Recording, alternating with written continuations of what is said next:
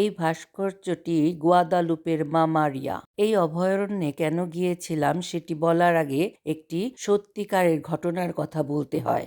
এই ঘটনার পর মেক্সিকো দেশ এতটা জনপ্রিয় হয়েছিল। এখান থেকে শুরু হয়েছিল ক্রুশের পথ। প্রথম স্থান এটি। এখান থেকেই ক্রুশের পথ করতে করতে আমরা ট্যাপিয়াক পাহাড়ের চূড়ায় চড়তে থাকি। যে ট্যাপিয়াক পাহাড়ের পর্বতের চূড়ায় আছে সেই গির্জাটি যেখানে মা মারিয়া প্রথমবার দেখা দিয়েছিলেন সাধু জোয়ান দিয়াগোকে। আমরা সেখানেই যাচ্ছি। সেই আশ্চর্য অলৌকিক ঘটনাটি বলছি এখন। তার আগে বলে নিই, পুরো ঘটনাটি হয়তো এখানে সুন্দর করে বলা হবে না, কারণ তাহলে আমার ভিডিওতে জায়গা হবে না। আমার পরবর্তী বইটিতে আমি বিস্তারিতভাবে লিখব, আপনারা সেখান থেকেই এর পুরো ঘটনাটি জানতে পারবেন। অনেক বছর আগে এই দেশটিতে অ্যাজটেক আদিবাসীরা বসবাস করত।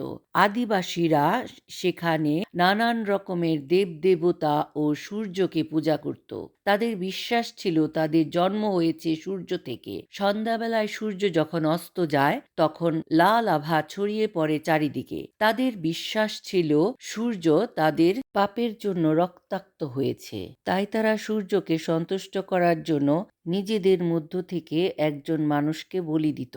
আবার ঘুম থেকে সকালবেলা উঠার পরে তারা সূর্যকে ধন্যবাদ দিত যে আজকের পুরো দিনটা তারা দেখতে পাচ্ছে। এভাবেই বহু বহু বছর ধরে এই নরবলির প্রথাটা চলে আসছিল।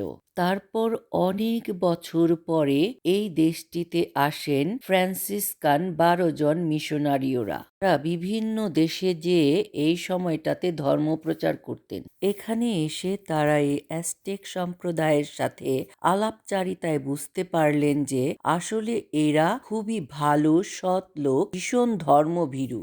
কিন্তু তাদের বিশ্বাসটা ছিল ভুল। তারা মনে করতেন নরবলি না দিলে সূর্য তাদের মেরে ফেলবে, তাদের খাদ্য দেবে না, তাদের কষ্ট দেবে, তাই তারা সবসময় নরবলি দিতেন।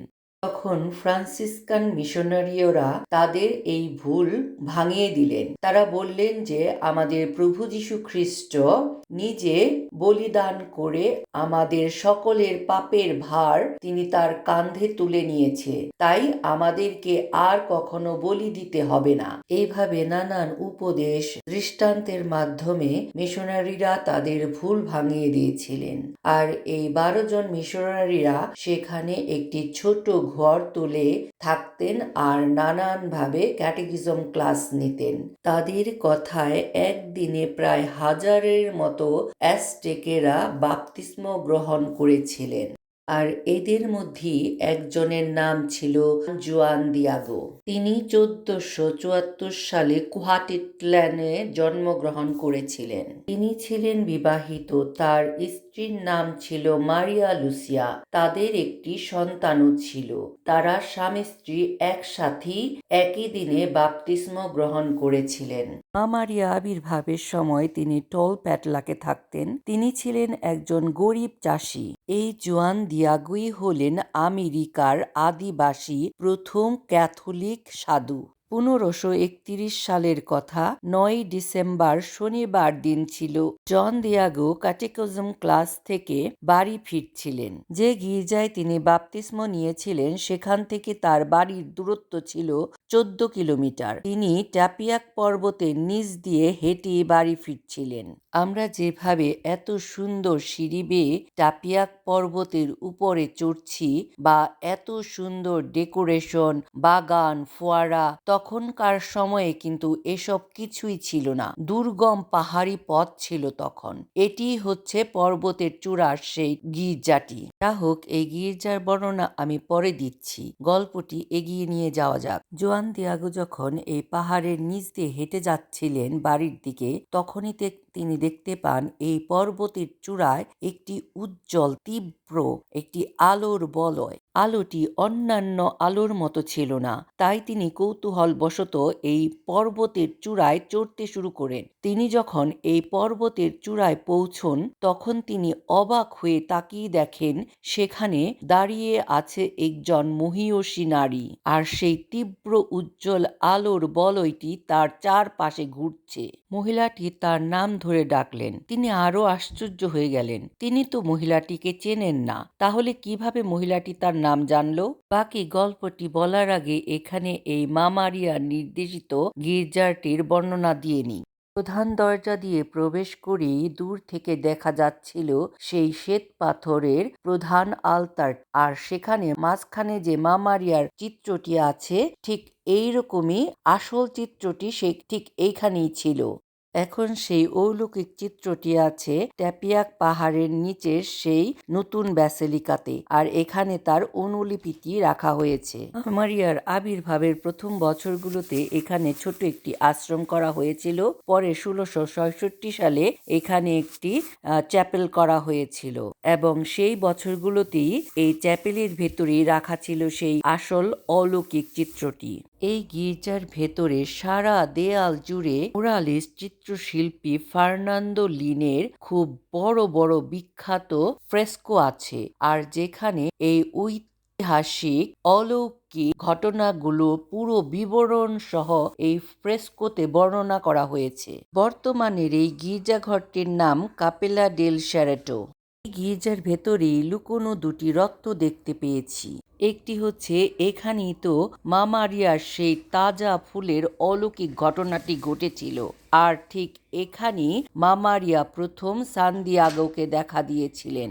এই চ্যাপেলটি সেন্ট মাইকেল দ্য আর্কাঞ্জেলোর নামে পবিত্র করা হয়েছে, কারণ সেন্ট মাইকেল আর্কাঞ্জেলো সব সময় মা মারিয়াকে রক্ষা করার প্রতিনিধিত্ব করেছে।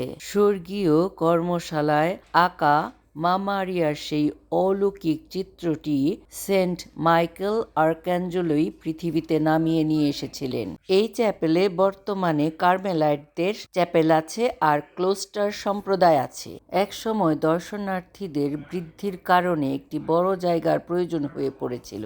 তাছাড়া সকলের পক্ষে এই খাড়া পর্বতে উঠা সম্ভব ছিল না, তাই সেই সব জিনিস মাথায় রেখে এই ট্যাপিয়াক পর্বতের নিচে আরেকটি নির্মাণ করা হয় এবং তাকে এখন পুরাতন ব্যাসিলিকা নামে সবাই চেনে। এখানে আসতে আমাদের খাড়া সিঁড়ি বেয়ে উপরে উঠতে হয়েছিল, প্রচন্ড কষ্ট হচ্ছিল তখন, কিন্তু আমার অদম্য ইচ্ছাশক্তি আর মা মারিয়ার সহায়তায় শেষ পর্যন্ত সত্যি উপরে চড়তে পেরেছিলাম। সেখানে পৌঁছানোর পর মনে একটি প্রচন্ড শক্তি আর শান্তি পেয়েছিলাম।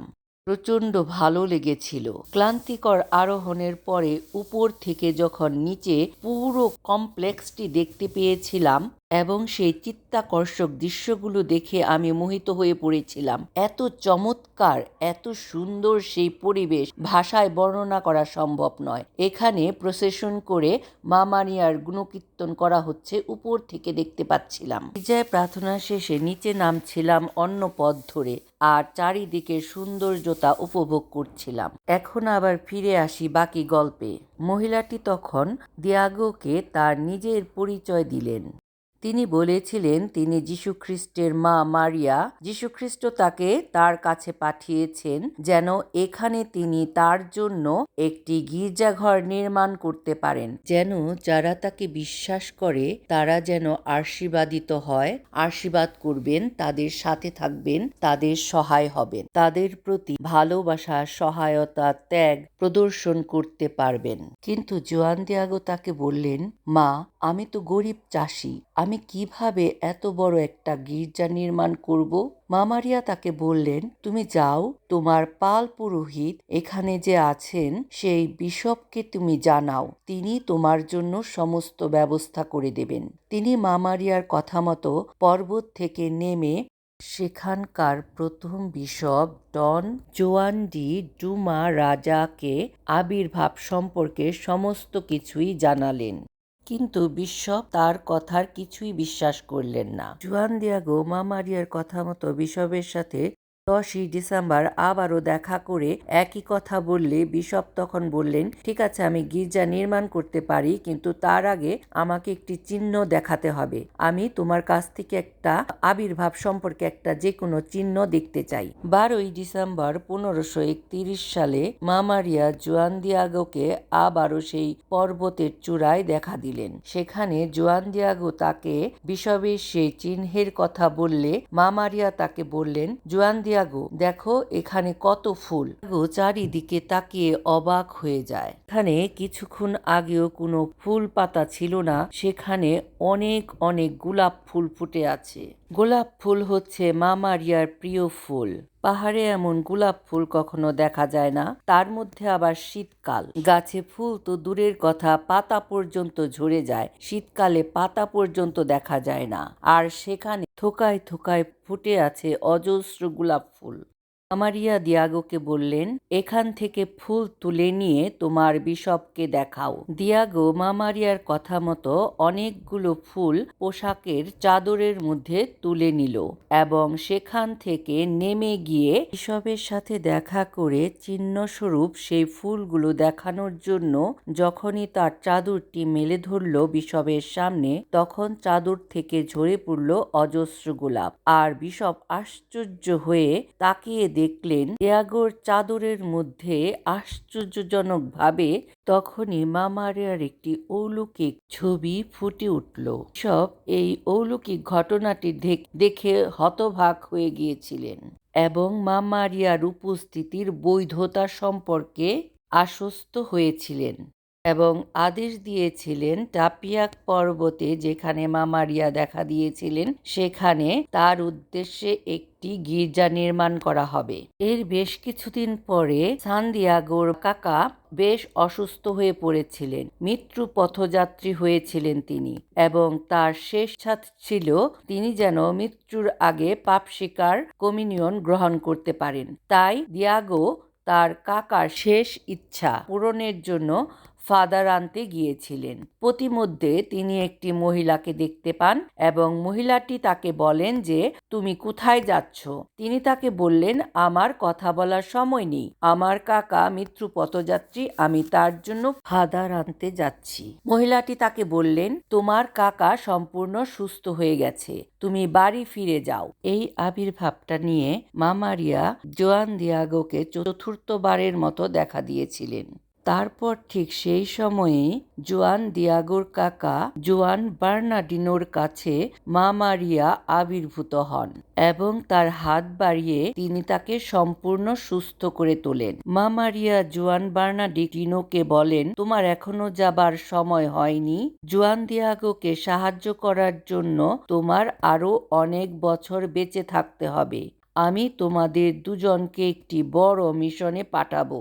এদিকে জোয়ান দিয়াগোর কাকা অসুস্থ বলে ফ্রান্সিসকান মিশনারিরা তাকে দেখতে এসেছিলেন। তারা অবাক হয়ে দেখেন মৃত্যু পথযাত্রী এখন সম্পূর্ণ সুস্থ। এটা কিভাবে সম্ভব তা জানতে চাইলে গল্পের এখানে একটু বিরতি নিচ্ছি। ভিডিওর এই স্থানটি সেই জায়গা যেখানে মা মারিয়ার সেই অলৌকিক ছবিটি পাওয়া গিয়েছিল বা বিশপ দেখেছিলেন দিয়াগোর চাদরে। আবার গল্পে ফিরে আসি। দিয়াগোর কাকা তাদের বলেছিলেন একজন মহিলা এসেছিলেন তার ঘরে, আর সাথে সাথে ঘরটি চারিদিকে আলোয় আলোকিত হয়ে গিয়েছিল। তিনি হাত বাড়িয়ে তাকে সম্পূর্ণ সুস্থ করে তুলেছিলেন। জোয়ান বার্নার্ডিনো স্প্যানিশ ভাষা জানত না। মিশনারিদের বোঝানোর জন্য বারে বারে শুধু গুয়াদালুপে গুয়াদালুপে উচ্চারণ করেছিলেন, আর তখন থেকেই এই শহরটির নাম হয়েছিল গুয়াদালুপে।